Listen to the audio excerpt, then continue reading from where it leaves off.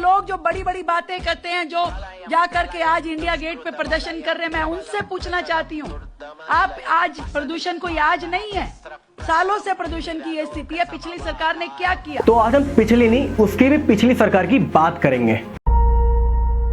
जब कांग्रेस की सरकार 1998 में आई तो उन्होंने जो पहला स्टेप लिया था पॉल्यूशन को कंट्रोल करने के लिए, तो वो था CNG revolution. Private vehicles like cars and autos are transitioning to compressed natural gas, sync their fossil fuel buses with CNG। 2001 से 2003 के बीच में ये लिया गया स्टेप, जिससे पब्लिक ट्रांसपोर्ट में चलने वाली बसेस, टैक्सी और ऑटो को सीएनजी पर शिफ्ट किया गया, जिससे ब्लैक स्मोक कम हुआ, जिसकी वजह से दिल्ली वर्ल्ड में सीएनजी बेस्ड पब्लिक ट्रांसपोर्ट वाली पहली बड़ी सिटी भी बनी। आगे चलकर ओल्ड कमर्शियल व्हीकल्स पर बैन लगाया गया, जिसमें ज्यादा पॉल्यूशन फैलाने वाली गाड़ियां थी, वो थी बसेस, ट्रक्स और डीजल बेस्ड व्हीकल्स, और एज बेस्ड रेस्ट्रिक्शंस लगाए गए और मेट्रो को प्रमोट किया गया ताकि प्राइवेट व्हीकल्स कम हो सके और पब्लिक ट्रांसपोर्ट का ज्यादा यूज किया जाए, और ग्रीन इनिशिएटिव, जिससे रोड साइड प्लांटेशन भी की गई।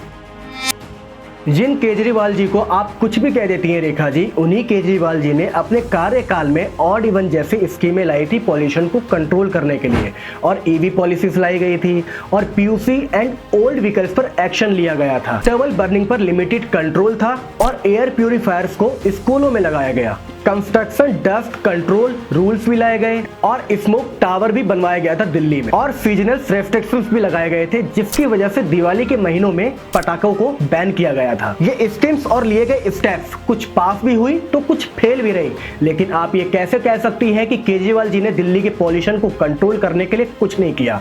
उन्होंने बात भी करी और उन्होंने काम भी करके दिखाया, लेकिन उनका नजरिया था टेम्परेरी डैमेज कंट्रोल पर, जबकि दिल्ली को जरूरत थी एक परमानेंट सिस्टमिक चेंज की। लेकिन आपने क्या किया रेखा जी?